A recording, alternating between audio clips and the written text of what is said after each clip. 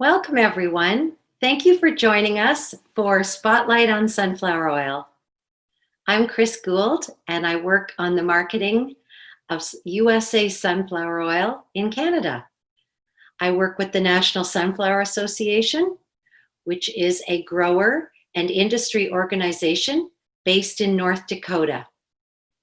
Many of you may not be aware, but Canada is the #1 export market for sunflower oil.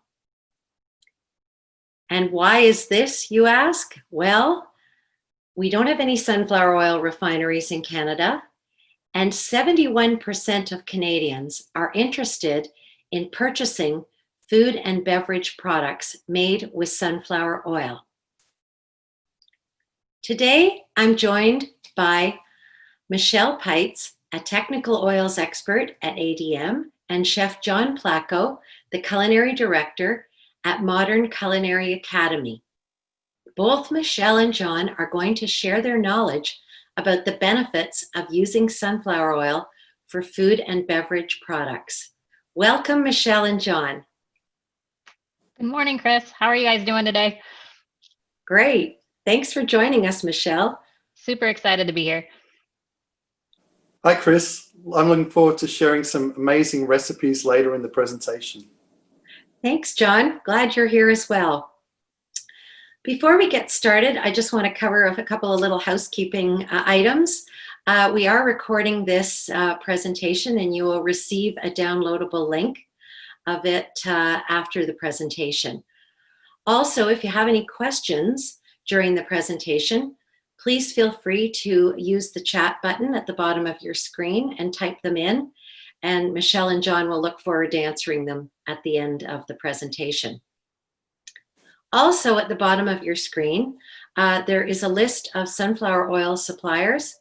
These are sunflower oil suppliers in Canada, and if you are interested, you can download that PDF. So, let's get started, Michelle. I'm going to ask you a few questions about sunflower oil, and the first one is, I know that you work with a variety of oils as well as a variety of end users. Why would you say that sunflower oil is a valued choice when it comes to plant-based oils? Yes, absolutely, Chris. Sunflower oil has a lot going for it as it offers the benefits of functionality for a wide array of applications. And it also supports several claims that a lot of consumers are looking for and food manufacturers are looking to put on their products. These include things like non-GMO, expeller pressed, or even some nutritional attributes that might be important. You mentioned nutritional attributes. How can sunflower oil support nutrition in food products? Yes, absolutely. Sunflower oil is known for its oleic acid content. In North America, especially in the food ingredient sector, we talk about sunflower oil as middleic or even high oleic. Oleic acid is a monounsaturated fatty acid, and many of the health associations around the world and in North America, and even medical professionals, recommend that your fat content come from unsaturated fatty acid source, one of which is oleic acid. At ADM, we work with many ingredients that support health and nutrition and food wellness products. In light of the current COVID environment, market research is supporting that consumers will be searching for foods that support well-being in their diets. When you're choosing an oil ingredient, it's important that it aligns with that positioning in the marketplace. So if you're positioned as a food and wellness product, you want an oil that supports that as well. Sunflower oil can really work in these types of products because of its nutritional attributes. That's great news, Michelle. Besides health and wellness factors, one of the most important considerations when creating food products is shelf life. Can you tell us a little bit about sunflower oil's shelf life? Yes. Oxidative stability is definitely one of the key functional attributes that high oleic sun has going for it, and even middle oleic sun. And this is one of the areas that it really differentiates itself in the marketplace. I talk to a lot of end users in my role at ADM, and when they're looking for something that really promotes shelf life and oxidative stability, high oleic sun is top on the list of products that are recommended. It works really well in high heat applications like sauteing or frying, where the oil flavors and oil quality can really impact the eating quality of that food product. And then in shelf stable foods like crackers and granola and dry mixes, high oleic sunflower oil can really support maintaining quality over the period of time and that shelf life that you're looking for. One of the key reasons for this and why sunflower oil as a whole is really successful in this realm is because it has a very low content, less than 1% of linolenic acid. And this is why it excels as oxidatively stable oil in food products. Michelle, there are many new products entering the Canadian market that contain sunflower oil. And one of the spaces where we've noticed a lot of growth is alternative products, alternative meat products, alternative dairy products. Why is sunflower oil a popular choice for these products? Yeah. High oleic sunflower oil can be seen in many of the plant-based products hitting the marketplace, both beverages and meat alternatives. When you think about it, when you're looking at these types of products, they still need an alternative source of fat that would have come inherently in the other forms so that you can have similar eating characteristics. Sunflower oil is seen in many of these products, mainly because it fits a lot of the positioning that these products are looking for. Sunflower oil is inherently non-GMO because there's not been any genetic modification that has entered the seed stream for sunflower oil. And while all highly refined vegetable oils are not a source of allergens because protein has been denatured through the processing step, sunflower oil is not associated with a protein or an allergen like maybe some of the others oils. Sunflower seems to have a lot going for it. I just want to sum up a couple of points, Michelle, before we go to our next question. So we've talked a little bit about the nutritional attributes and how important they are in today's health and wellness products that are being created. We've also talked about plant-based products. We've talked a little bit about shelf life. Now I'm really curious about frying. Sunflower oil is often used in a lot of different frying applications. Why is this? You've touched on one of my favorite application points, Chris. I think frying's a lot of fun as a whole because you can fry so many things, but be that as it may. In sunflower oil specifically, it's very heat stable. We kind of talked about it has high sources of oleic acid and it has low levels of linolenic acid. So this is one of the main reasons that it works really, really well in those types of applications. But I think there's secondary advantages, for why sunflower oil is used in this. If you think about the food service industry or the restaurant industry, sunflower oil is positioned as a premium product. And so if you're positioning your final food product as being premium, sunflower oil may be that product that helps you get there as a frying oil. In industrial frying, especially for things like snack foods or potato chips or crisps, they can provide stability. The oil itself can provide stability in the fryer, but it also helps promote that stability in shelf life like we had talked about for some of the other applications. Right. So you mentioned snack foods. There are a lot of grain-based snack products. Consumers are loving right now the portability of and the convenience of granola bars and protein bars. How does sunflower oil benefit these types of products? Yes, if you consider what you may have had for breakfast this morning, so maybe you had that granola bar, or maybe you had a bowl of muesli, these products often have nuts and seeds and grains, and inherently those products are susceptible to oxidation as well because of the oils that are inherently in them. By having an oil that has strong oxidative stability, it can be beneficial in maintaining that flavor quality over time of that product. Also, the other thing that sunflower has going for it is that it can be a great carrier for antioxidant systems. So these can be natural, like tocopherols or rosemary extracts. And by having this in the oil in these products that have some rancidity susceptibility, you can protect and benefit the overall shelf life of all of those ingredients in the mixture. Well, that's very interesting. I've also seen a lot of premium bakery items and artisanal crackers on the shelves lately that include sunflower oil. What value does sunflower oil bring to these type of bakery products? A lot of these products in these categories, Chris, have very short and simple ingredient statements. But because of the methods and positioning in the marketplace, they need to include ingredients that consumers recognize as being high value or something that they can recognize from the pantry. Sunflower oil is a premium option that is easily accessible for the producers as a whole and can be sourced in North America. So a baker can feel good about including that as part of their formulation. Thanks, Michelle, for sharing your knowledge and expertise with our audience. Just a reminder, if you have any questions for Michelle, please feel free to enter them into the chat button. Now we're going to see what Chef John is whipping up in his kitchen, how he uses sunflower oil in a few different recipes that fit with today's menu trends. Since the pandemic began, consumers are creating more meals at home and they're looking for new food options for breakfast, lunch, and dinner. As well, they're keen to try meal kits and new takeaway options that will make it easier for them to feed their families. Today, we're putting the spotlight on sunflower oil, and I'm going to show you a number of ways that sunflower oil can be used to create a variety of breakfast, lunch, and dinner foods. With so many consumers looking for plant-based foods and free from food options, I'm going to start today's demo by making some gluten and dairy-free pancakes and then top them off with an eggless maple meringue. So we're going to start making our gluten-free pancakes. We're going to start off with rolled oats going into a Vitamix, and I'm going to break it down a little into smaller pieces. Just going to blend it for about 10 seconds.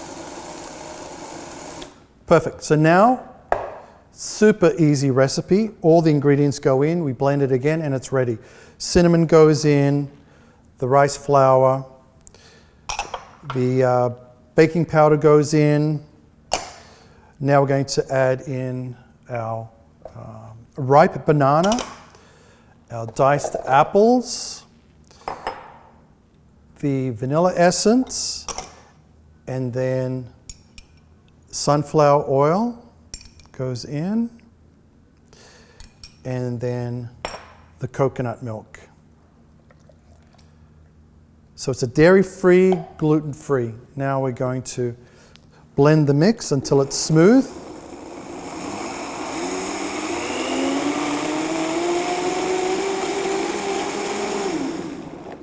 And that's it. The mix is ready. Super easy, very quick.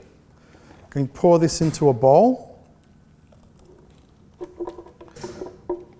And then we're just going to let it sit for about 5 minutes, just to allow the rice flour to hydrate, for the mix to thicken up just slightly before we cook the mix. So we could put maple syrup on pancakes, but why don't we make a maple meringue? So I have 125 mils of water, 125 mils of maple syrup, putting it into a mixing bowl with a whip, and then I'm going to add a modified soy protein called VersaWhip, and then we're going to start whipping it for 7 minutes.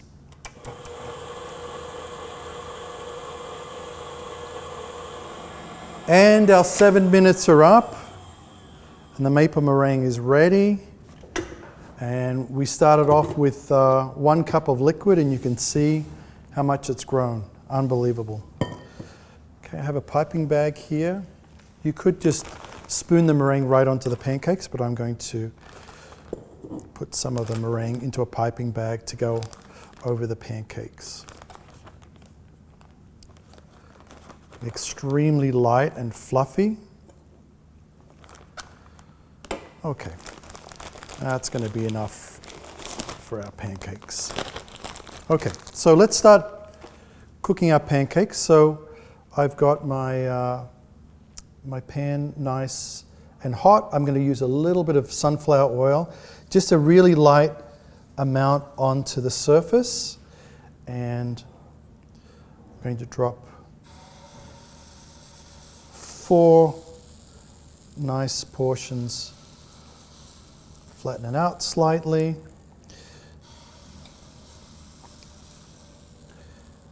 And then what we're going to do is we're going to cook it until we have some bubbles appear through the center and the top tends to dry out slightly before we turn them over. So it'll be about 2 minutes. So now we have some bubbles that have appeared, the surface is almost dry, so we're going to turn over our pancakes and they look absolutely delicious. Perfectly golden brown. Cook it for another minute and then we're going to plate it. So our pancakes are ready. Let's plate these pancakes and then I'm going to top them off with the maple meringue.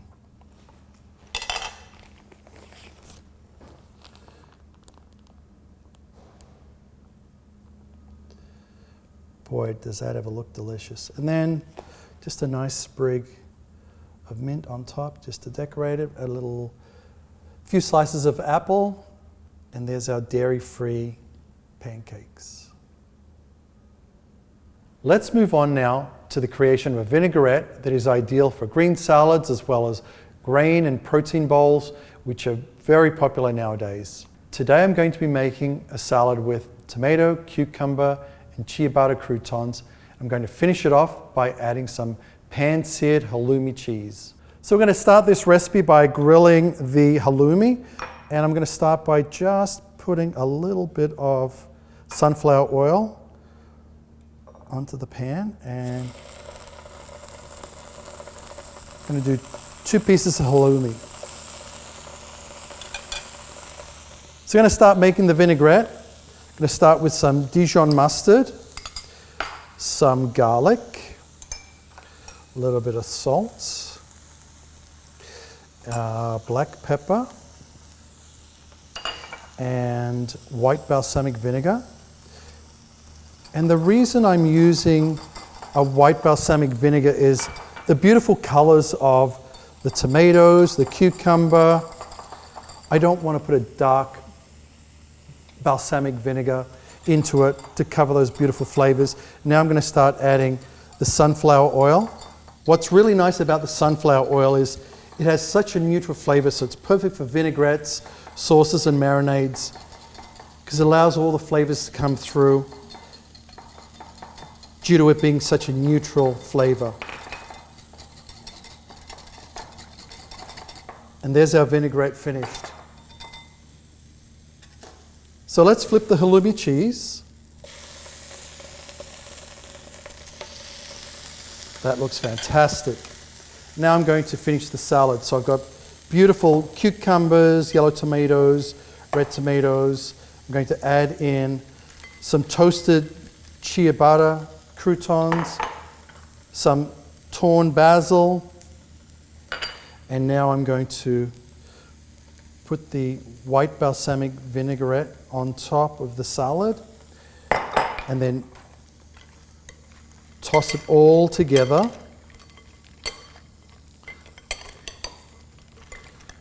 Such a perfect time of year with all the tomatoes just coming through now. Okay, so that is ready. Bring my plate over. I'm going to do a nice portion of the salad. My halloumi cheese is almost ready.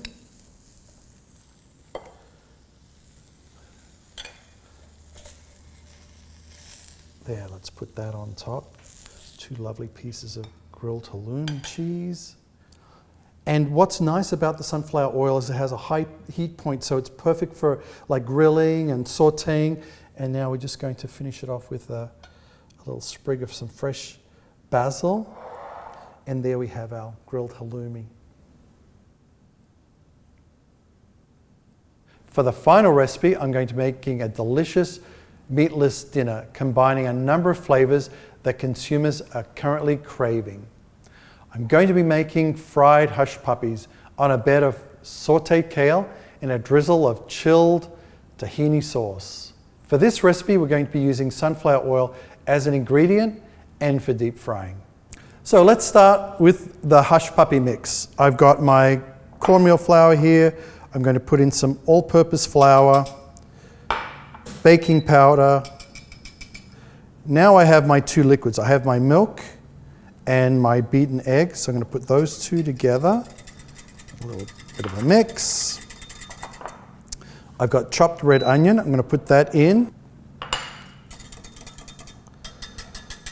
Now I'm going to pour my liquids on top of the dry mix and just whisk gently to incorporate all the ingredients.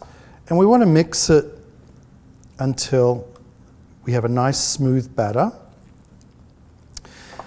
And you want to leave it for a couple of minutes just to give it a chance for the flour to absorb the liquids and get the batter a little bit thicker before we put it into the oil. So that's the batter ready. We're just going to wait for that to absorb for a couple of minutes. So now we're going to make the chilled tahini sauce that's going to get drizzled over the hush puppies. Starting off with the sesame tahini, going to put in a little bit of salt and a little bit of garlic. I'm going to whisk that in, and now I'm going to start whisking in the liquids, which is the lemon juice to start with. So I've just whisked in the lemon juice, and now I'm going to add the water.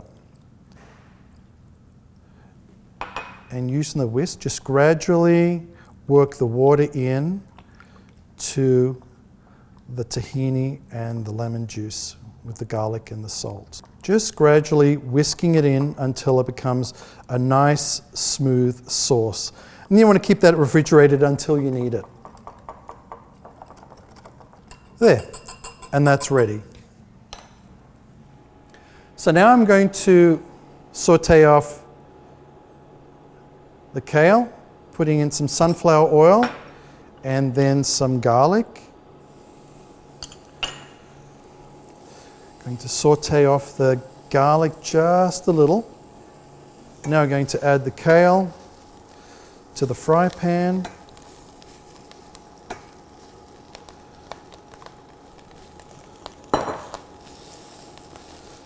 And now I'm going to put on the lid and let it steam for a couple of minutes. I'm going to turn off the heat. And that'll be ready in a couple of minutes. So now let's fry off the hush puppies. I'm going to make sure my sunflower oil is up to temperature. I want 175 degrees Celsius. And sunflower oil is perfect for deep frying. It has a high heat point of 450 degrees Fahrenheit, and it doesn't smoke up the kitchen like some other oils. Okay, we're up to temperature. I'm going to turn down the heat, and I'm going to use an ice cream scoop to form the hush puppies. I'm going to drop that into the oil. And I also have a little wire lifter here that I'm going to use to move the hush puppies around so they don't get cooked just on one side. As you can see, they're floating in the oil.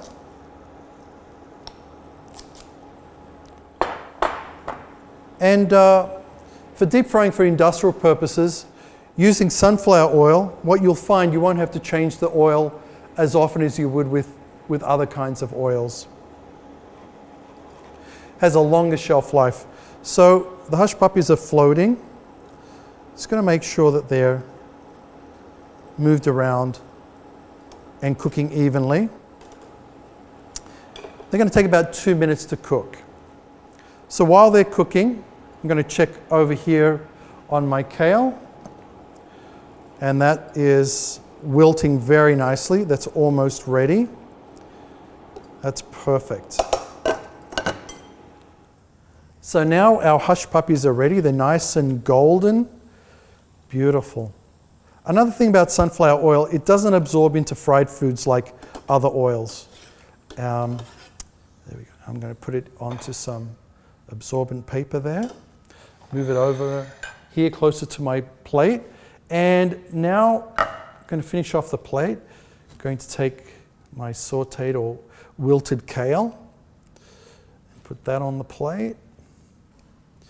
Now some wonderful light and fluffy hush puppies. And finish off, we're going to put on the chilled tahini sauce. And before I'm finished plating, I'm going to take some nice thin sliced red onion to go over the top. And there's the hush puppies deep fried in the sunflower oil. And then we have our sauteed kale and sunflower oil, some garlic, a little bit of salt, and our chilled tahini sauce. John, the dishes that you created look absolutely delicious. Can you sum up why you think sunflower oil is a good option for both food service and food manufacturing? Absolutely. Sunflower oil offers a number of benefits. As you saw, it's a great frying oil and also has a nice light neutral taste, which is what you want when you're making a dressing. And what about the versatility of sunflower oil? I know you're making a lot of different things. What do you think about sunflower oil? Sunflower oil can be used in a number of different items, whether you're doing breakfast, lunch, or dinner. It's a great option for today's menu and food manufacturing trends as well. As we saw in the dishes that you created, they look amazing. So now we're going to take some questions. And I just want to remind people that if they haven't put their questions in, please go ahead, start typing, add something. I do have a few questions already. I do also want to remind you that we have a list of sunflower oil suppliers at the bottom of the screen if you would like to download them. So I'm going to start, Michelle, with a question for you. You talked earlier on about antioxidants, and you mentioned that there are antioxidants in sunflower oil. Can you talk about the different kinds of antioxidants and what the purpose of antioxidants is? Yeah, so sunflower oil inherently has some tocopherols, but it can benefit from additional tocopherols to add to oxidative stability to it as well. It also reacts really well to rosemary extracts and those synergistic blends from rosemary as well. The benefit of this is it can protect the oil quality over time and prevent it from oxidation, but it also can benefit the product, the other ingredients in the finished food product as well, that can be prone to oxidation too. If you think about it, as we mentioned, grains and seeds, nuts, they all have inherent oil in them, and from those, each one's made differently, and each one has different fatty acids, and some are more prone to oxidation than others, and some need protected, and that's what the antioxidants do. They protect quality, but they also they protect flavor, and that's what happens. Great, thanks for that explanation. John, we have a question here about if chefs are creating their own sauces or marinades, would sunflower oil be a good choice, and why do you think that? Absolutely. When you're making sauces and marinades, you are creating a combination of flavors that you want to impart into the recipe, and the last thing you want to do is have an oil that's adding a flavor in there that you don't want. So a nice light neutral flavor that's in the marinade in the sauce will help the other flavors that come through. That's exactly what your aim would be. Great. Michelle, I have another question for you. Someone has mentioned that plant-based milks often are made with sunflower oil. What advantage does sunflower oil bring to these non-dairy beverages? Mm-hmm.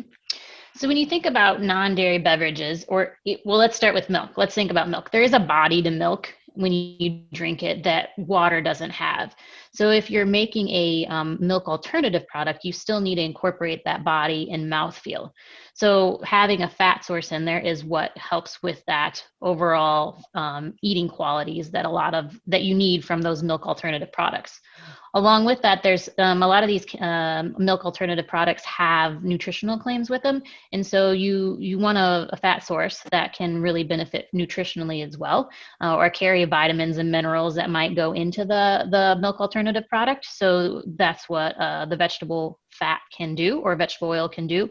And once again, sunflower oil has a lot of those claims, whether it's non-GMO with a pea protein milk or whatever the case might be, or a nut butter milk or whatever. Sunflower fits the claims of non-GMO and those clean label attributes that many of these milk alternative products are looking for. Great. John, we seem to have a few research chefs with us today, and someone has asked, why should a research chef consider testing sun oil in a product formulation? Well, I think Michelle came up with a lot of different reasons why, in particular with plant-based, with snacking, and then we talked also about the marinades and the sauces, like using sunflower oil when an oil is needed and when you want it to, hide in the background and not come forward, and have a neutral combination in your formula. That's when you want to use sunflower oil. Great. We have a question here about the sunflower harvest this year that I can probably answer. In speaking with the farmers, the harvest is looking really great. There was a very good crop of sunflowers this summer, and it's moving along really, really well. I don't know, Michelle, if you have any comments on the crop, and then I can add one more thing at the end here. Yeah, we're excited for the farmers to get in the fields and start harvesting, but that is the feedback I've heard as well, is that the crop is looking really, really well. And so we're excited to start processing it as ADM. Great. And just for some of you people who are interested in knowing what the crop is looking like, USDA will be releasing tomorrow the first information about the harvest and sort of their first look. So if any of you are interested, you can go on the USDA site, and we also will have more information about that, and we'll be including that in the sunflower newsletter coming up later in October. So I think that's it. I don't think we have any additional questions. We hope that you've enjoyed today's learning event. If you do think of another question, you're going to see my email address at the end on the final slide, and you can send it along, and I can get Michelle and John's input on the questions. And we hope you've really enjoyed today's virtual learning event. We hope that you'll consider using sunflower oil in your product formulations, in your food service settings. On behalf of the National Sunflower Association, I'd like to thank everyone for joining us. And Michelle and John, thank you so much. We really, really appreciate you being with us today. You're welcome. Glad to be here. Great. Thank you, everyone.